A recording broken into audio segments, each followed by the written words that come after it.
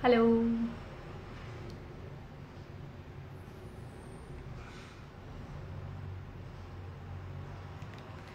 Hi everyone.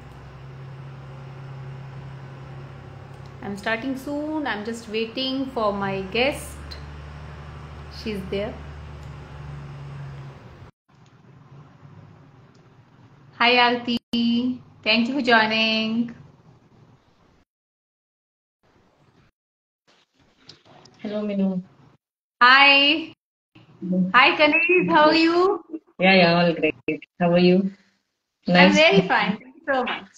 nice to meet Okay, so you. hi Aarti. Thank you for coming. Let's get Oh, started. that's my pleasure. First of all, First of all, happy Diwali to all of you and a very happy Dhanteras also.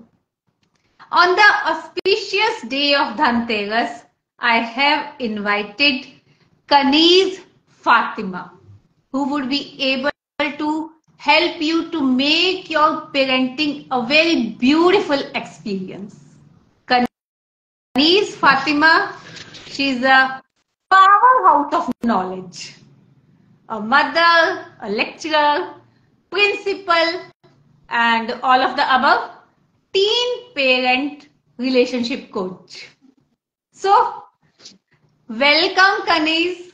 I just want you here. Actually, I wanted you here from long time because I want all of the parents to have a little bit knowledge from you how they can guide their teens. Thank you, dear. Thank Thank you you. so much for coming. Thank you, Meenu, for inviting me So, and giving this platform. Thank you so much. thank you. Thank you. So, first of all, I would like to ask you about you. How you are in this teen parenting relationship, and what's your background? What's your experience? Tell me something about that.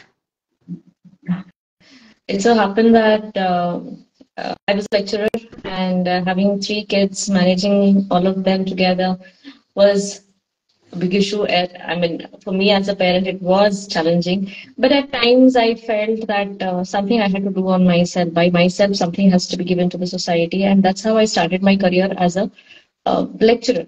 I mean, that was again from the middle class Muslim community. You know, people have that in the mind. Only teaching is the best profession for you. So although I was not much interested into teaching, to be very frank, I used to not like children also, and I was very secluded kind, almost an introvert. I didn't want children to be there, but somehow teaching became a kind of passion later on. It was though all not out of choice, but out of chance I got that. But still, whatever I had done, I did it with my best, whatever I could do for my parents also, teachers also, and also my fellow colleagues and everybody. And within a very short span, I was again getting promoted as a principal, and I worked for 4 years as a principal also. But then somehow I was my parents needed more. Father had a stroke, and then actually I had to be at home taking care of my father, and then the open heart surgery that he had, the bypass surgery, and all that he went through. So I was actually, I mean, depend. I mean, my parents were planning, so I can't leave my children either, and that's how it began. And from there onwards, I started, questioning about myself and what happens and why I have to do sit here, and what is my outcome, what is my life all about, and all that things I had. And being a teacher also, one question that was always there in my mind was why my children were failing in my subjects. This was something that was, one question that was there in my mind, why my students used to fail. Almost there were, I would say, uh, students who were getting 80 above, 85, 90, 95. All those students were there. But then why again four or five used to fail? That was something, the concerning point that I had. And I used to attend a lot of workshops. I used to not get any answer. Or people used to tell me that the coaches, whoever used to come and tell, they were telling, learn child psychology and learn child psychology. I used to read so many books on child psychology, but nothing used to be very practical as I wanted. I mean, the outcome was not visible. But then I started exploring about mind, about our brain, how it works, and everything of that sort. Later on, I realized, oh, this is something that the teaching style, the learning style of each one is totally different, and I was something wrong. I was wrong in the way I was teaching. Was not literally they were not able to understand, and that's the reason. That's how I can't now. People used to consider me to be something dynamic. I mean, during that time, but now I consider myself that I was not good enough. Maybe that's the reason my children used to fail at least at 4 or 5 out of 50 to 80 students. Those 4 or 5 students were not able to understand me. And that was something concerning. I thought, why not go ahead and teach to people around me that whatever mistakes I have done, you don't do it. And that's how I started my career as a coach. I started telling parents about it. My friends and my colleagues were the first members in my community who joined me and they said, Kanis, this is something amazing and you have to teach it to people around. And that's how reaching out people became one of the first steps, I would say. Very nice, very nice. Thank you for sharing the thing. Kanis, if I talk about these student life, there was a time when the student life was the best life. When we were kids, it was the best life, tension free, so cool life. But nowadays, students are getting stressed, anxiety, phobia, these kind of things. What do you think? What are the sources of this stress, and how this stress can affect their complete whole life and their well-being totally? What do you say? From where it is coming? You pointed it You pointed it right, Meenu. The thing is, earlier at during our times, totally it was different. I mean, the life we had, it was totally stress-free. I agree.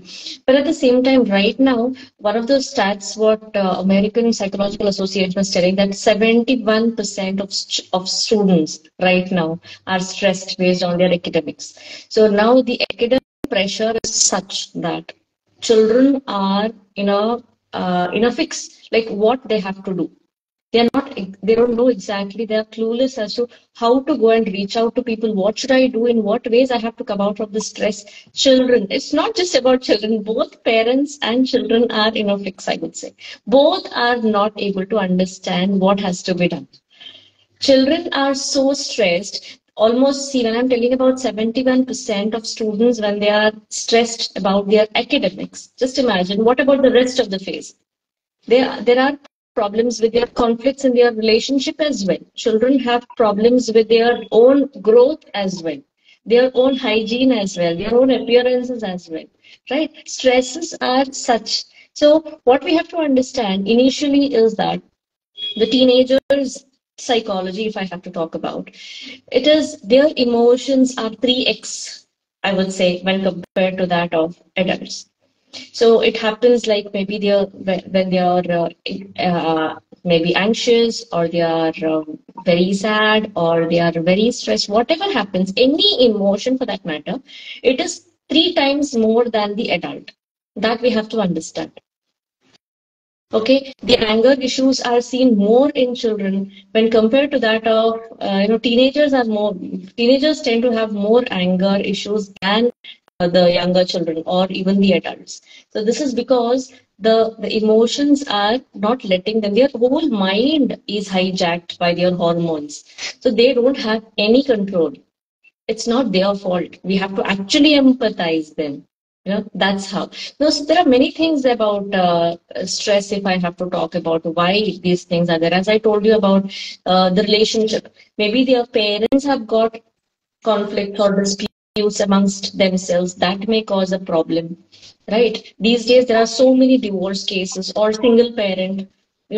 Children are growing up with their single parent or sometimes not the biological parent, right? This has caused a lot of trauma in children's life.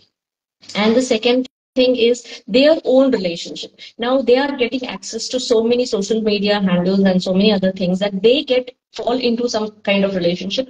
And when there is any problem or you have disputes there, that also will be stressful. Okay, unlike the times when we were there, it was like, the physical contacts that we had, just hi bye, or just going for a date or something and then coming back.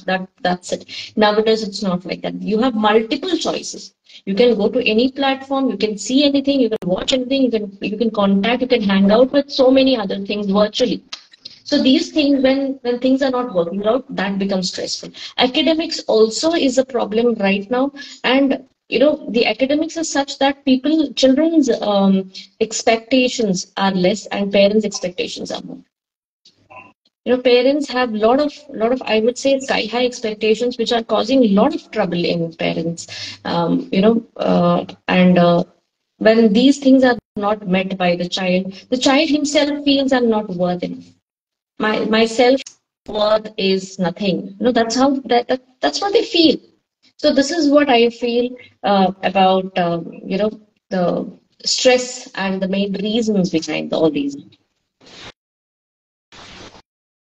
Thank you so much for the detailed answer. One thing I want to say, everyone, the point to be noted that kids, these teenagers are having 3 times more emotions. Really, it is very important to understand for everyone. As a parent, also, I'm learning a lot from you. Thank you so much for being here. Thank So, if I ask you you. that in your experience, any student or teenager is facing these kind of stress, anxiety, what are the symptoms? How can parent recognize that something is happening in their kid's life and they are stressed? How they come to know? See, you have a lot of things there. Like for example, if it is the child is actually you can look at the child right now. Unfortunately, I would say there is no connection. The bonding is very less when compared to that of the times when we were there. Bonding with the parent, because the moment I ask the parent also, what is the hobby of the child? No, ma'am, there's no hobby at all for the child. I mean, look at the way how deeply they are connected with each other. The mother herself is not able to recognize the fact that the child has some inborn qualities in him, right? Those things are not there. Just because somebody here, Aarti, is talking about domestic violence, absolutely, these kinds of things, they are getting so highlighted that whatever inborn talents are there, they are just diminished. So the child doesn't feel like doing things. Now, when the child is stressed, actually, the child is not feeling like doing the things that he's really interested in. Earlier, he was interested into any kind of art or any kind of sports, but when he is stressful, the child is not interested. It doesn't seem to be involved in all those activities. So first thing, the parent has to identify whether the child is doing, I mean, normal things, what he does actually. The second thing is whether it is he's feeling clingy, or maybe shyness, or maybe bedwetting, or it could be reddish in the eyes, or some allergies, or psychosomatic, some kind of diseases like maybe headache or migraine or eye infection, or sometimes even breathing issues, stomach pain. All those things are the symptoms, I would say, that child is stressed. I get clients like this, Meenu, when a fourth standard child, grade four, one child came, and the parent told me exactly that the child doesn't want to come to school. I don't know what has gone wrong with her, and she's not agreeing to come to school at all. So I went to her house. Although she is not willing to come to me, I went to her house, and I just try to contact her and try to see what the issue is all about. The parent has another child who is at home, and this feeling of insecurity is making the child feel stressed. That my mama will not like me more now. My mama is spending too much of time with him, with my brother, and that's why I feel something insecure. So she didn't tell me openly, but her words, I was able to understand this. I was able to understand that this is because maybe one of the reasons. And another girl I want to talk is about a grade 10 child who was, abruptly she stopped going to school. And she was a distinction student. Almost 85 to 90% was her marks. And she was expecting distinction in her grade 10 board exams. But then all of a sudden, when she stopped, people were all were tensed, like her parents, her teachers, her relatives, everybody, her tuition teachers, her coaching teachers, everybody. And then when there was a therapeutic approach, like when people came and asked her about what her issue was, it was diagnosed, and then her mental pressure was that her father used to compare the child with his brother who had flunked in the exam. See, just look at the scenario. Just because brother flunked, the father was telling, see what will happen to you. See, you have seen what your brother is facing through right now. What is he having in his, I mean, the issues in his life? Just because of his failure, you will be, even if you fail, you may also face the same trouble. Although that statement was not at all needed there. Why would a father talk about it, right? When the child was absolutely fine and scoring well, there was no necessity of of those statements telling that if you flunk or if you if you fail in your exams, then you will have to face those consequences the same as your brother. That was not needed then. But now look at the consequence. Later on, what happened?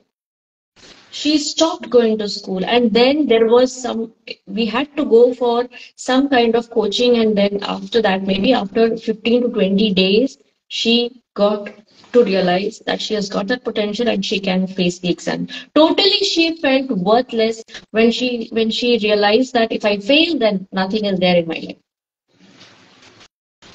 So these are all the symptoms that I want to tell you, Yeah. that these things can be there in children. So we need to understand that what makes them stressful, what has to be done. Yeah, definitely. Actually, parents need to understand a lot their children. Here in this discussion, I want everyone, whoever is listening to me, please check today. What's your child's hobby? I like this thing. Kanis, really, it is a self-test kind thing. If I know, if you don't know your child's hobby, please spend more quality time with him or her. I'm not saying just to ask directly. I think to spend more quality time and to know each other. That will, maybe if a parent asks directly to their child, what's your hobby? Maybe that he or she would not be able to reply directly. Because if he or she is, suffering from something, I think the kid is not clear about the thing. But when they will spend time with each other, quality time, then they will be open, and child will be also open to, to the things that what he wants, uske andar se kya hai, that will be also, able. Thank you, dear. Okay, if I ask you that you gave example like father talked like that, I can totally understand that was not the right discussion. But how can a parent be open, and how can a parent start conversation about this thing if he or she is feeling, means if parent is feeling that my child is going through something, how can they initiate the conversation without hurting The child? it's a very tricky question, because each parent has their own style of communication, right? And parents as well as children also, they have their own acquiring styles. It's not just about talking. Communication. Whenever I talk about communication, most parents say about this, that ma'am, we have good communication with each other. It's nice. We talk to each other. So what are the topics that you talk about? When I ask, they say, ma'am, whether you have your breakfast, what did you have in the school, like how was the day today in school, and all that things. We just talk about it. That's it. So teenagers are not meant just to talk about these things. They have something else. They have their curiosities. They have their questions, unanswered questions, some mysteries that are there in their minds, right? So we need to have that communication with them in such a way that their thoughts are exchanged, not the words. It's not just about what happened, the incidents that happened in the school. This is meant only for a small 2, 3 years, grade 2 or grade 3 child. But when it comes to seventh child, you need to talk about love marriages, What exactly is love marriage? What do you talk about it? Well, look, even now when my child is in grade 9, he'll ask me, Mama, why is that love marriages are better or arranged marriages are better? Ma'am, what do you prefer? Why is that you prefer this one and why not that one? Why is that some are created like this, some have different styles? Why those things are different in us? Why we are not? Why are we unique? Why are we not same? Why all people are not good? Why did God create all that? He keeps asking all those questions. So when I get a chance to talk about these things, that's where our values are imbibed. That's exchanging of values and our thoughts become the process of communication there. The very first thing that parents need to do is, as you said, exactly the quality time where you will have no gadgets in your place, no nothing in your hand. You just have to communicate with eye contact. That's it. The very first thing. Be very open. And the second thing is most of us have this. I usually tell that we have been blessed with all two organs each, like ears. We have eyes, we have hands, we have legs, we have kidneys. Everything is there. But Almighty has given just one mouth because one is too much. So what we need to understand is hearing is more important, listening is more important, and then than talking. So we are usually, we are, I would say, we are used to talking and suggesting, advising. These things will not matter much to young children, especially a teenager. Just ask their perspective. That is something that we have to understand. Make them feel that I'm like my son, or they should feel that my mama is like me. She is the one who will be understanding me. And anything that matters, I am very open to my mom. My mom is the only one in life who can understand, or my dad is the only one who can understand me in my life. So when that matters, then the child feels that somebody is there whom I'm connected with. Then he comes and shares about his stress, about his feelings, about all that. And there also, again, if you are trying to be very judgmental and talking ill about it, oh, I know what you have done. Maybe you have done this, and that's the reason your mom punished you. That's the reason you have got less marks, and that's the reason you have got, your notes is incomplete and all that stuff. When you talk about all these, then it's not going to help him, nor it's going to help you. So the children, they stay away from you and they seek somebody's help from the external source. Now they don't want you because they feel that my mama doesn't like me. My mama, however, doesn't understand. She's outdated. She doesn't understand the present scenario, what is then in the life today. So when she's outdated, why should I talk about all this? I can talk to somebody who is like me. And then they go and seek outside from somebody else what has to be done. So the very first thing is connect with your child before correcting and give them quality time by listening. Give them eye contact and listen to them more. This is very, very important. And be like them.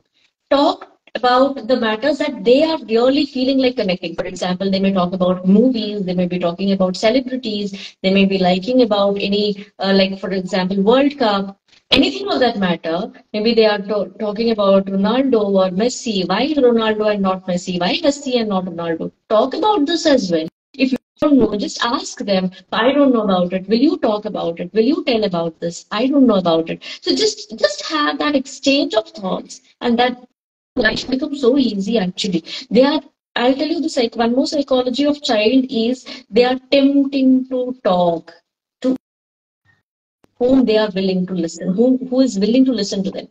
Whoever is willing to listen to them, they will be tempted to talk to them. This is actually, we have to understand. Whenever they feel like, exempted from the family, they go away from us, obviously. They don't feel like, see, yesterday I got a case where a parent is coming and telling me, I mean, that was totally, it was a weird reaction from the parent side. She said, ma'am, I just want to tell you one thing. Within 2 weeks, I want my child to listen to me because after 2 weeks, I have to go to my native place, and there I don't want to have any fuss. I was like stunned at that point of time, and I asked her, how long has he been in this era or in this age, like now what is the tantrums or whatever he's doing. How long has he been in these kind of behavior? She said almost 4 years, ma'am. This is the fourth, fifth year now he is doing all these things. So I said, do you expect in 2 weeks everything to be settled down? Is he a robot?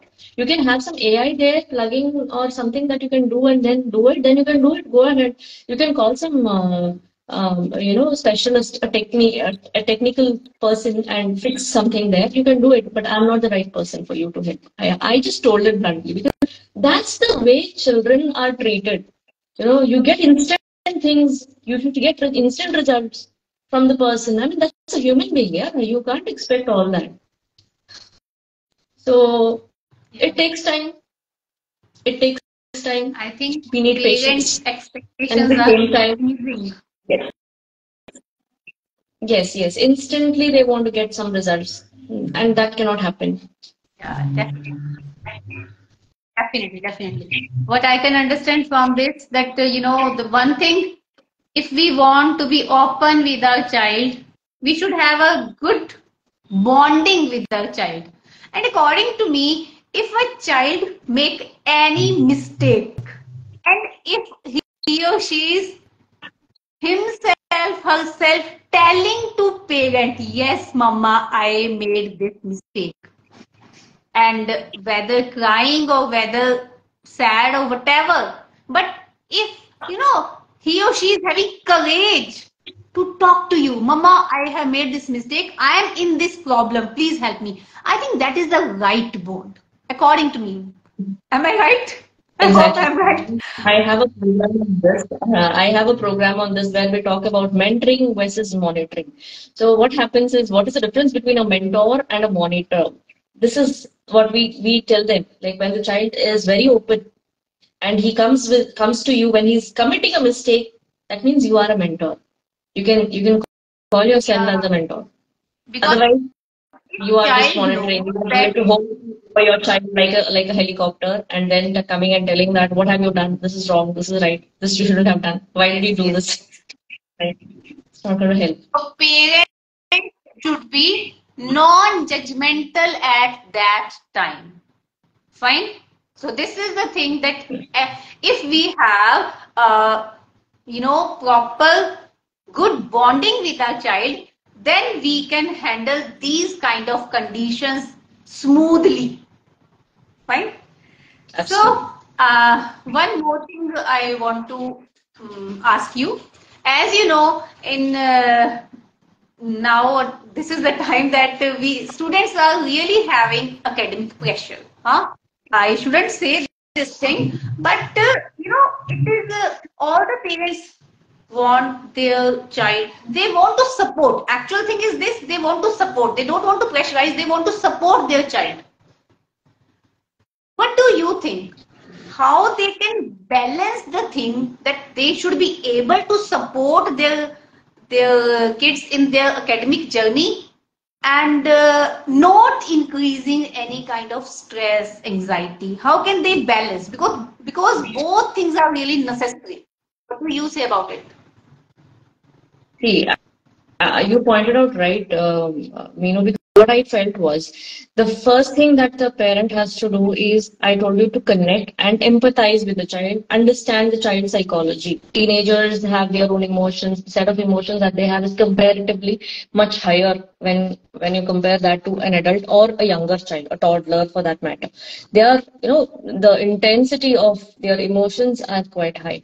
So when you do that, it is our duty to control our emotions as well, right? The first thing of that I would tell a parent is to relax. First thing is relax. And abbreviation of relax also I just want to tell you. First thing is R for remind yourself. Remind yourself what has to be done. What is the outcome? What is it that I'm going to get if I do this kind of behavior? So regulation of your emotions is something that is very important. Reminding about it. And then comes E. As I said, expectations. Think about the child as a genuine child who is a human being. You can't expect something which is higher or something that is the child cannot meet. Right? So just try to regulate it. Just try to seek that what kind of expectations I have. Is it genuine that I can seek those kinds of expectations from the child? Is it okay as a human being to do that? Third thing is L. L is look at yourself first. As the flight, when we board the flight, the crew comes and tells us wear your mask first. Why is it told?